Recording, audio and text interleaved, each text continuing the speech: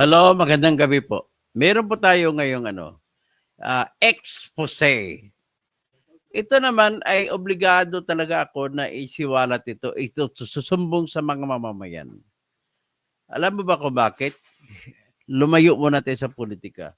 Ito po ay pagnanakaw ng bilyones na ginagawa ng mga opisyal ng Department of Education doon sa Region 1, lalo na dyan sa Pangasinan. Ang tinuturo na utak ng pagnanakaw ay si Dr. Vivian Luz is Pagatpatan na superintendent siya ng Pangasinan 2 Schools Division sa Binalunan, Pangasinan.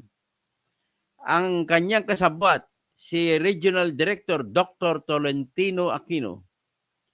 Tapos si Dr. Jupiter Petilla na siyang Education Supervisor ng ALS sa Pangasinan 2 Schools Divisions Office.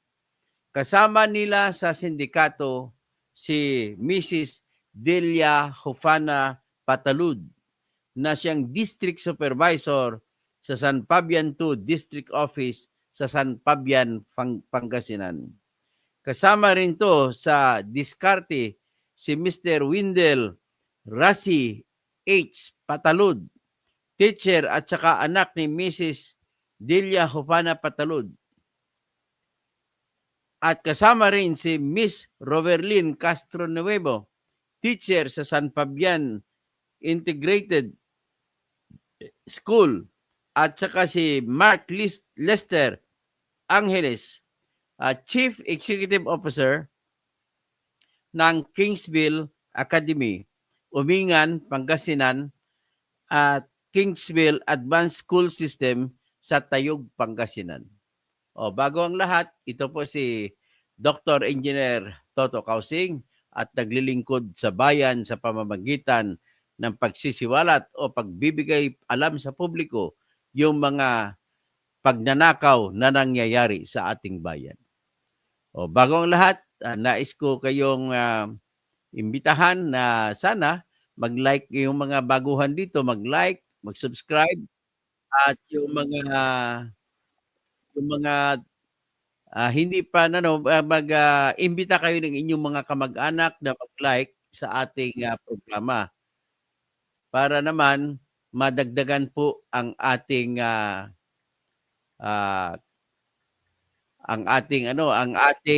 subscribers at nadami po ang ating mga tagapatnubay o tagapagbigay lakas para sa katotohanan na ating inaasam-asam na dapat mananaig. At tanging katotohanan lamang na malalaman ng bayan ang tanging magpapalaya sa bayan. Kaya may obligasyon po tayo na lahat tayo dapat ipaalam sa lahat ng mga mamamayan ang mga katotohanan na nangyayari para kahit hindi mo na sila tuturuan, ito na maging basihan ng kanilang desisyon sa pagboboto, kung sino ang dapat iboboto sa panahon ng eleksyon ngayong May 12, 2025. Okay? So, ito po ang ating mission sa ngayon. Ngayon, mapalad tayo at nakakuha tayo ng informasyon. Informasyon, ito po siya. Sumbong na sinampa sa Office of the President at binigyan po ako ng eksklusibong kopya. Ang nagsampa po ng kasong ito sa Malacanang ay si principal ng school na si Marmy C. Bautista. So ngayon, ikikwento niya rito kung paano nangyari yung ghost students sa ALS, sa Pangasinan, sa sakop siya ng Region 1 Department of Education. Ganito po yun ang nangyayari. Alam nyo ba, baka hindi nyo pa alam ko sa totoo lang, iniisip ko na marami pang hindi nakakalam kung anong ibig sabihin ng ALS. Ang ALS po ay Alternative Learning System. Ano po yan? Ginawa po ng pamahalaan natin na programa yan, ang ALS, para po yan sa mga tao na hindi nakatapos ng pag-aaral. Pero sa pamamagitan ng ALS, tuturuan sila ng crash courses para ma-elevate yung kanilang kaalaman at maipantay sila ang level ng kanilang edukasyon sa mga elementary graduates, high school graduates, at saka nga senior high na graduates. Marami po kasi ang mga Pilipino na hindi nakapag-aral. At obligasyon po kasi sa konstitusyon na ang bansa ay dapat libreng edukasyon ang ibibigay sa lahat ng mga bata natin at kahit ng adult. So, kasama po sa sa layukan, sa programa ng ALS, pati po yung mga matatanda na kahit senior citizen na kung gusto niya makatapos ng high school ay papasok siya sa ALS. At ang ALS ay yan pong sistema na dadalhin sila sa mga schools, private schools o government schools na doon sila i-enroll para tuturuan sila at makakagraduate sila ng high school o elementary o senior high school. Yun po ang programa ng ating pamahalaan. So, ibig sabihin po, ulitin ko lang, ang mga estudyante po dapat dito ay kahit na tricycle driver, kahit yung magsasaka, kahit sino-sino nang titinda sa palengke, kahit sino ang mga janitor na hindi nakapag-aral at hindi nakatapos ng high school at saka elementary, dito po sila papasok. Kahit yung mga bilanggo po sa mga jail natin, sa ating prison colony, ay meron din sistema ng ALS dyan. So ngayon, ang ALS dyan ay ginagamit na siyang sistema na kung saan tuturuan din ang mga matatanda na pero hindi nakagraduate ng elementary o high school para bibigyan sila ng diploma at kilalanin na sila na elementary graduate at saka high school graduate o senior high graduate. At kung makagraduate sila dyan, pwede na po sila makapag-enroll sa college para sa kanilang mga kurso. Ganun po ang nangyari. So ngayon, ang isa sa mga eskwelahan na sumasali sa programa ito ng gobyerno ay yung mga private schools. So sa mga private schools, ang gagawin nitong Department of Education ay pwede magre-recruit pa sila ng mga estudyante na mga tricycle driver na gusto makatapos ng high school. I-enroll nila doon. Tapos ang pamahalaan po ang magbabayad. Ang usually na tuition na 17,000 kada tuition kada school year. So ito po nangyayari. Sa Pangasinan po, sa Region 1, doon po ay binaboy po ito. Paanong binaboy? Ang ginawa po ay nag-recruit sila kuno ng mga tao at in-enroll ang eskwelahan na pumayag na gamitin sa mga korupsyon ay yung tawag diyan ay Kingsville Academy sa Umingan, Pangasinan o Umingan, Pangasinan. At ang Kingsville Advanced School System sa Tayog, Pangasinan. Ito po ang pumayag na nagpapagamit. So ngayon, anong sistema? Sa bawat estudyante po ay magbabayad ang Department of Education ng 17,000 doon sa Kingsville. Ang Kingsville naman, kukunin ang 2,000, ibagsak nila sa kanila, tapos ang the rest, paghati-hatian ng mga opisyal ng DepEd, si Regional Director ang tinuturo, Tolentino Aquino. Regional Director ng DepEd Region 1. Tinuturo ang pinakautak, si Dr. Vivian Luz S. Pagatpatan na siyang Superintendent sa Pangasinan 2 Schools Division Office sa Binanlunan, Pangasinan. Kasama rin sa sindikato si Dr. Jupiter Petilla, Education Supervisor ng ALS sa Pangasinan 2 Schools Division Office.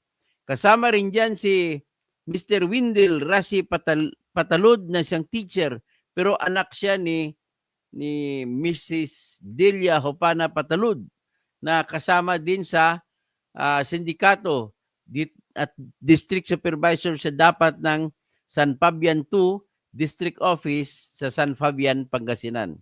So kasama rin dyan si Roberlin Castronuevo, si Mark Lister Erangeles, at saka iba pang mobile teachers. So ngayon, paano kumikita? Ang katotohanan po, kumikita sila sa pamamagitan ng ganito. Ang ginagawa nila po, nag-imbento ng pangalan ng estudyante, tapos iba totoong estudyante, pero hindi naman pumapasok sa paaralan at babayaran ng DepEd. Tapos, ang ginagamit na school ay yung Kingsville Academy sa Umingan, Pangasinan, at saka Kingsville Advanced School System sa Tayug, Pangasinan. Asa ka makakita? Kung bibilangin mo, umabot sa hanggang 20,000 na estudyante ito. So kung 20,000 o 30,000, kung i-multiply mo kung magkano kinita ang nawasak sa gobyerno, nawala na pera ng gobyerno, ay tingnan natin, compute natin. So, tag 17,000 po ang bawat estudyante.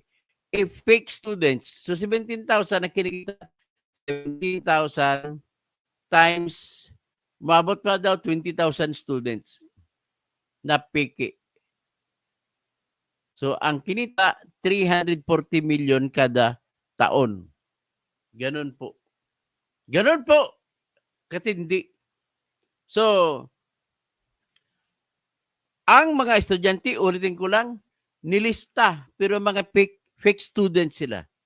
Fake sila na estudyante sa alternative learning system. So, kumikita sila dyan. Okay? At yung sistema na yan, yan po ang ugat kung bakit yung pinaka-reyna ng sindikato na si Dr. Vivian Luz is Pagatpatan ay siya na rin ang diktador kung anong mangyayari dyan sa may sinasakupan niya sa district sa Pangasinan 2 Schools Division Superintendent. Yan po ang nangyayari. So, itong hawak ko na sulat na reklamo ay sinulat para kay Senator Angara. Ay hindi na siya Senator, kundi Department of Education Secretary Angara. At pinadalhan din si Honorable Senator Pia Cayetano, si Senator Sherwin Gatchalian, si Senator Risa Hontiveros, si Congressman Roman Romulo, si Congressman Florida Robes. Yan din sila pinadalhan. So, basahin ko ngayon ang reklamo. Ulitin ko lang, ang reklamo, simple lang po. Nag-i-enroll sila ng mga estudyante sa ALS. At ang bayad ng pamahalaan natin sa bawat estudyante ay 17,000 pesos. So, kung fake ang pangalan ng estudyante, ibig sabihin, kumita sila ng 17,000 pesos kada estudyante. Kasama sa sindikato ang eskwelahan na private school ng pangalan Kingsville Academy sa Umingan, Pangasinan at Kingsville Advanced School System sa Tayug, Pangasinan. So, ang ililista at pag-graduating kunwari, pero mga peke yun. Nakuha na yung pera. Pero walang totoong estudyante. Yan po ang nangyayari. Kaya, paano po maayos ang edukasyon ng mga bata, mga tao natin sa Pilipinas kung ganito po kalugmok ang sistema? Paano ito nangyari na nakalusot ito sa pagbabantay ni BBM at pagbabantay ng mga opisyal? Nakalusot, ibig sabihin hindi po gumagana ang intelligence gathering ng pulis at intelligence gathering ng NBI. Dapat trabaho nila to. Saan napunta ang confidential fund nila? Bakit hindi nila nakita ito? Dapat, saan ba napunta yung confidential fund ni Sara noon? Dapat ito yun, dito gagamitin ang confidential fund ni Sara Duterte nung panahon siya ay Education Secretary. Ang tanong, nagamit ba ni Sara? Yan ang tanong ko. Kasi sa panahon ni Sara, nangyari din ito. At inabutan din ni Secretary Sani Angara. So, ibig sabihin, dito ko po na pagtanto na kailangan din pala ang confidential fund para lipulin itong mga pagnanakaw ng pera ng ating bawat opisina. Bilang mo 340 million a year ang ninanakaw ng mga sindikato doon. Mga teacher pa ito, ha? Mga doktor pa. Ibig sabihin, wala po sa kurso kung ang tao sabihin mo magnanakaw ba yun o hindi. Hindi mo pwede sabihin na yung mga mababag pinag-aralan ay may siyang magnanakaw. Dito, lumalabas po ang nagnanakaw ng pera ay mga doktor pa ang level ng kanilang edukasyon. Okay, babasahin ko, ha. Bago tayo mapatuloy, i-detalye ko, babatiin ko muna ng mga sa Pangasinan, no? Mga Ilocano diyan na Imbagarabi, sa Masantos Silabi, sa mga Pangasinense, o sa mga Kabalengko, Mayap Abengi. O lalo pa diyan, tinatawagan ko rin yan si Cesar Kiambao, na mister ng mayor sa Bayambang, Pangasinan. O nagrereklamo sa akin ang mga tao diyan na sa may military reservation na pinapalayas mo na at feeling mo ikaw na may-ari ng mga lupa riyan. Babalikan ko lang yan. Anyway, proceed tayo dito sa expose kong ito. Ang expose kong ito ay sabi ng sulat ng isang teacher, isang principal. Sabi niya, address niya kay Senator Angara at saka sa Senate at saka sa House of Representatives. Sabi niya, this is to inform you that herein undersigned complainant Mrs. Marmy C. Bautista, principal in San Fabian Integrated School, ay nagreklamo siya in the implementation of free tuition for the Alternative Learning System Program. Free tuition pala yan. Kasi sumasagot yan ay pamahalaan. So free tuition para sa senior high school at saka sa college sa Pangasinan, wherein the government is losing millions, hundreds of millions of pesos from the budget annually to pay the tuition fees because they are ghost students. Anong ghost students? Nagbabayad ang pamahalaan natin sa mga estudyanteng hindi totoo. Lista-lista lang, parang Miriglis Piatos na estudyante. Ito po ang nangyayari. Ngayon, sinabi pa niya, for your further information, currently I was illegally removed as school principal at the San Fabian Integrated School SPED Center.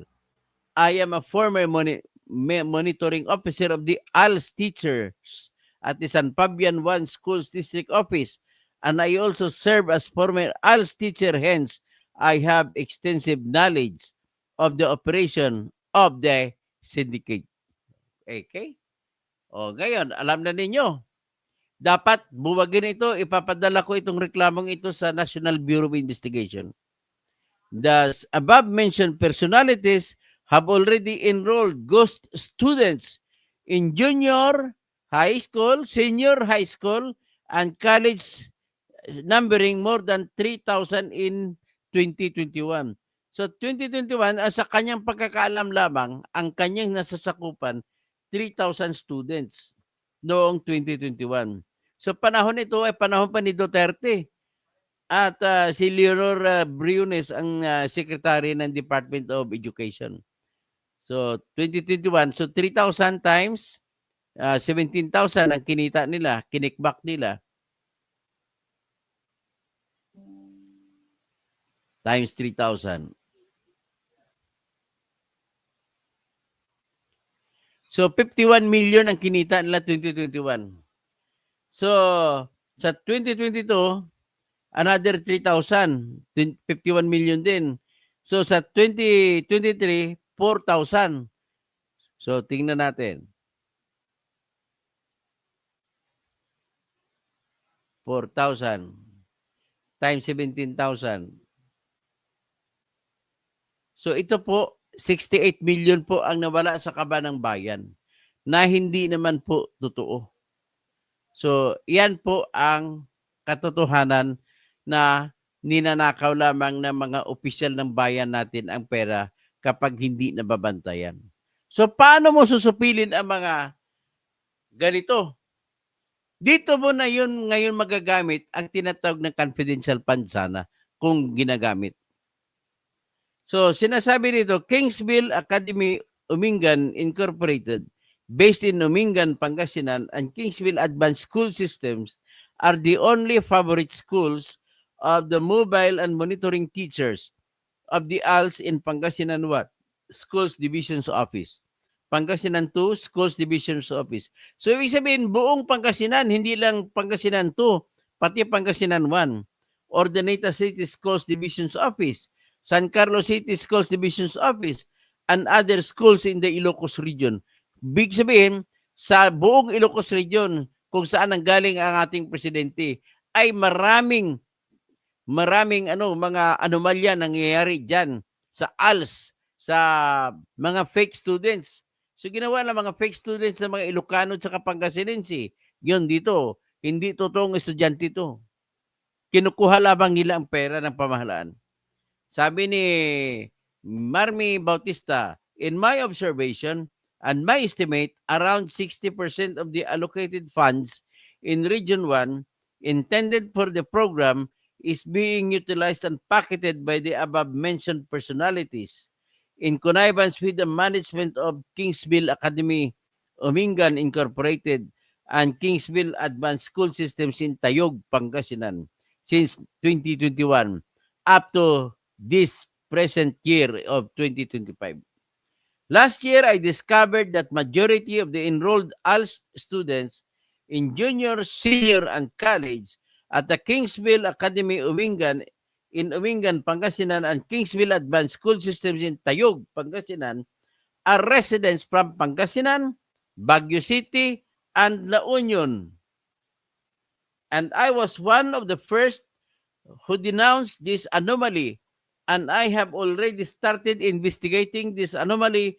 However, I stopped when I received death threats, and also my whole family received death threats.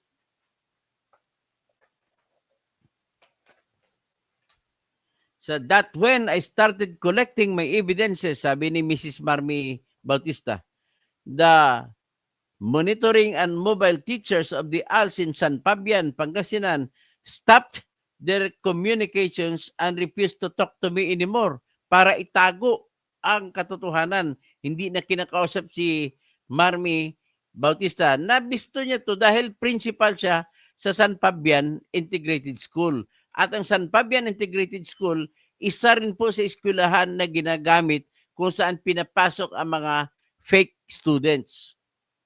Mga Merigris Piatos na estudyante.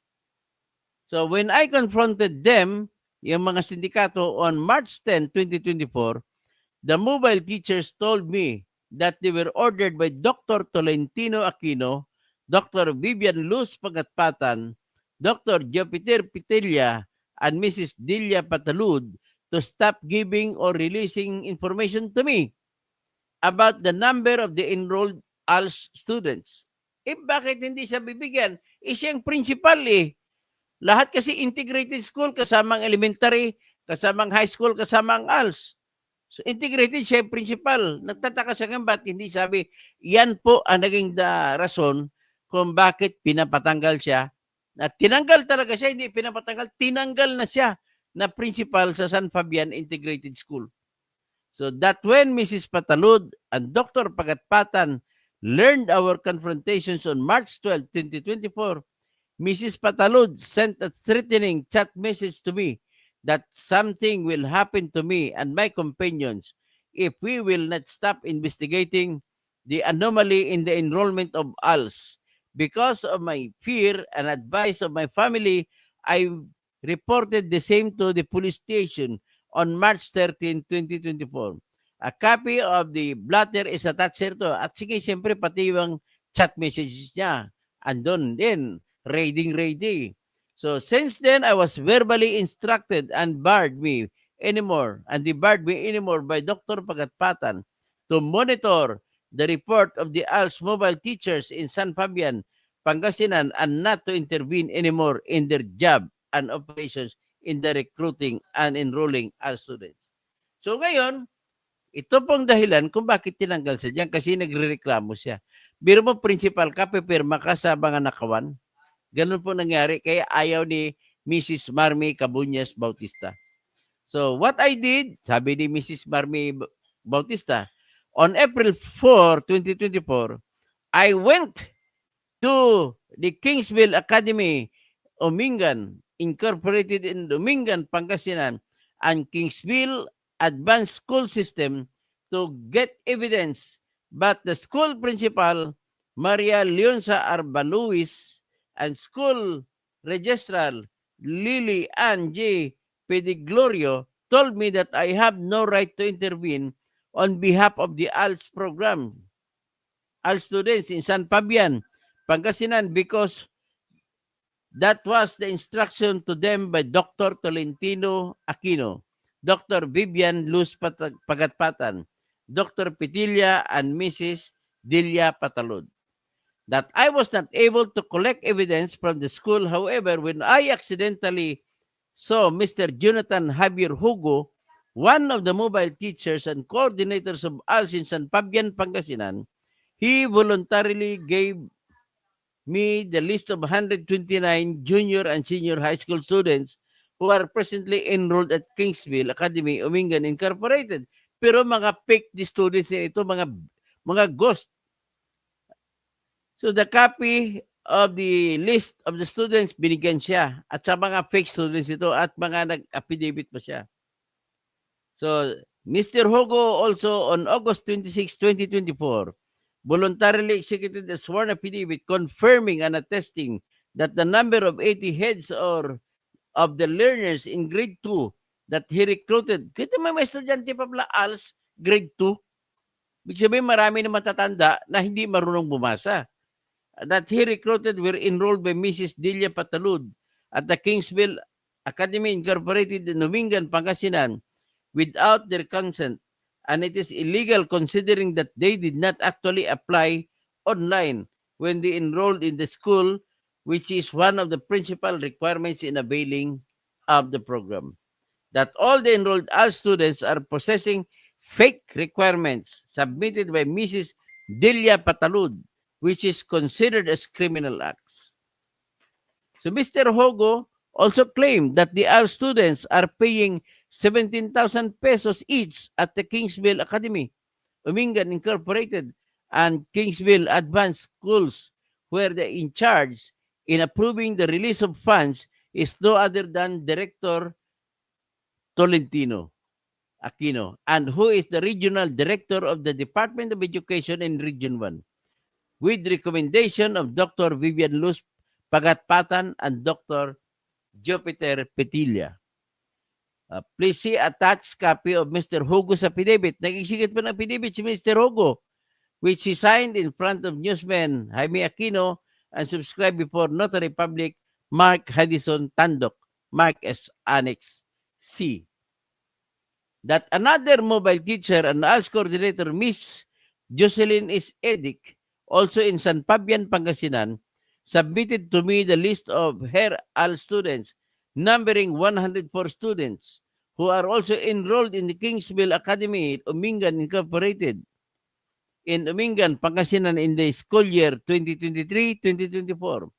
The total number of enrolled students in junior, senior, and college at the Kingsville Advanced School System and Kingsville Academy, Umingan is 313. And if we multiply 313 by 17,000, that is equals to 5,321,000 na kinita. So this was the payment made by the national government under a voucher program to the schools annually. So the mobile teachers and coordinators are receiving 2,000 commission on each student. So ibig sabihin, pag ikaw po ay nag-in charge sa mga estudyanteng ito, may 2,000 ka kada estudyante. Also receive commission in the amount of 3,000 in each student. At 3,000, hindi lang 2,000. And I don't know the figure if how much the commission received by Dr. Petilla and Dr. Pagatpatan and Director Tolentino Aquino from the school's owner. And this anomaly was started in 2021. According to Mrs. Edic, she submitted the list of her students to Mrs. Patalud and her son Wendell Rashi H. Patalud, a teacher at the San Fabian Integrated School SPED Center, of which he also attested that all the names are still enrolled at the Kingsville Academy, Umingan Incorporated, and at the Kingsville Advanced School System for school year 2024. That Mrs. Edick refused to execute affidavit, but she is willing to be investigated and reveal the secret of this anomaly once there will be investigation to be conducted. Copy of the list of students consisting of 4 pages is hereto attached and marked as annexes D1, D2, and D3.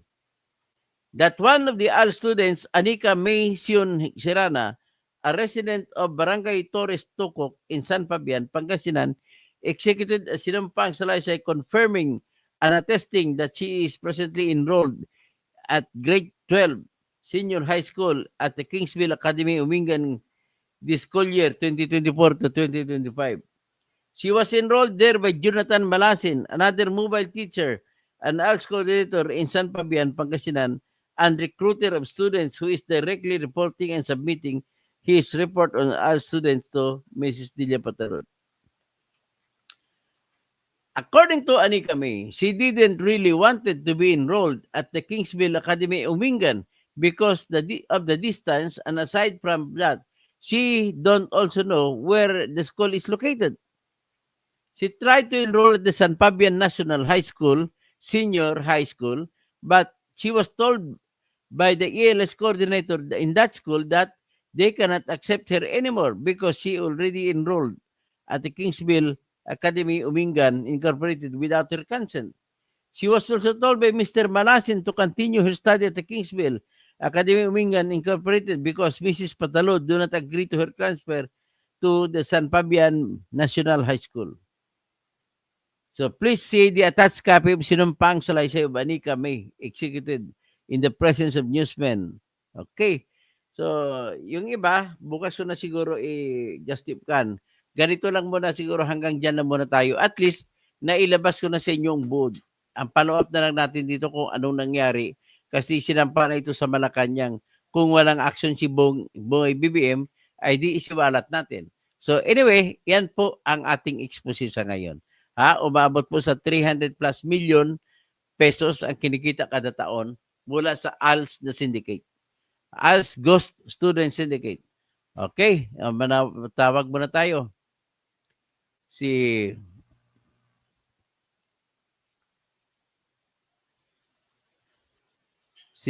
Ninita Novera. Good evening. Roda Saruna, si Kit Samantha, Frederick Ilura, good evening, Idol Toto Kausing, ang busis ng mga Ilonggo. Mabuhay po kayo, ingat po lagi. Nancy Sinisa, ay kamang ni Chris Sinisa na client ko, na ipanalo ko na sa mga kaso. Good evening po, Katoto Kausing, kaya natin to. Ami Gibana, hello, Dr. Engineer Toto Kausing, another corruption ni BBM. Tapos, Crisanto Jesus Mamerta, watching from France, Naimbag nga Rabi, sa Anthony Yubienko, good evening, Attorney Toto. Silvia Coronel, good evening, Attorney Kausing. Marinela Estavillo, Galicia, from mga Tarim, Pangasinan ako. Now, I'm in Abu Dhabi. Hindi na natakot ang mga teachers na yan. Kung totoo yan, totoo po ito. Ganon kasimple. Cassandra Daisy, ay salamat na nakikialam na ang mga Pilipino sa mga corrupt na kababayan. Roel Cagbay, Cassandra Daisy, Commissioner Heidi Mendoza. Ayun, inirekomenda ko po si Commissioner Heidi Mendoza. Tapos Ferdinand San Juan, good evening po, Attorney Engineer Toto Kausing Bunyog. Tapos Cassandra Daisy, God's speed to you. Principal Bautista, good, tapos pagsisiwalat ang mga Peking students. So Ana Anting, sir, pati yung Unipass ng South Cotabato until now, wala. Alamin natin yung Unipass kasi tinanggal na po ni BBM ang budget para sa 2025. So kawawa po ba scholars sa Unipass at saka sa Stupap. sa 2025 kasi tinanggal ni BBM ang budget na ah, ano 'yun, 30 billion pesos tinanggal niya. So hindi nakasama sa 2025 na budget. So John Paul Iboto, Bunyog Party List. Salamat po. Antonio Benciso. Mabuhay Cassandra Daisy. Minda Balista Gahi from Rome, Italy. More power, Doctor. Tapos Mary Ellen Mendoza. Mabuhay po kayo. Principal Bautista. Raquel Cardel. Kawawa, Pilipinas. Attorney para sa korap na gobyerno. Super Mamsi, good evening sa lahat. Tapos Cassandra, hi Super Mamsi. So Bumblebee, dahil forget to like and share everybody. So ngayon, lang po sa atin para marami nakakaalam nito. Please share, please invite everybody to join our yung mga isa kung may mga kunting pera kayo, mag-join kayo sa channel ko para may kinikita din ako kahit papano makatulong sa akin sa aking pa-vlogging. Kasi may mga inutusan ako magre-research sa aking mga ginagawa. Okay? Maraming salamat at magandang gabi po sa inyo. At sana kung sino pang iba dyan na nakakaalam ng mga corruption, huwag po kayo matakot, ipadala nyo po sa totokausing@yahoo.com. At ako na magsisiwalat dito kung natatakot kayo. Magandang gabi po. Ipapalo up ko pa rin ito yung ALS na ghost students. At isasabihin ko sa inyo kung anong follow up ang kasunod nito. Ipapakita ko sa inyo ang listahan ng mga estudyanteng fake na ghost. Okay? So, hanggang dyan lang muna. At magandang gabi. Dr. Tolentino Aquino ng Region 1 Region 1 Director ng DepEd, si Dr. Vivian Los Ispagatpatan, Superintendent ng Pangasinan 2 Schools Division's Office, si Dr. Jupiter Petilla, Education Supervisor of ALS sa Pangasinan 2 Schools Division's Office, Mrs. Delia Hopana Patalud, District Supervisor at the San Fabian 2 District Office in San Fabian, Pangasinan, Mr. Windel Rashi Itzpatalud, saka si Miss Robilian Castronimo, pareho mga teacher. Saka si Mr. Mark Lister Angeles, may-ari ng manager o may-ari man ng Umingan, ng Kingsville Academy sa Umingan, Pangasinan, saka sa Kingsville Advanced School System sa Tayug, Pangasinan. Magandang gabi po sa lahat.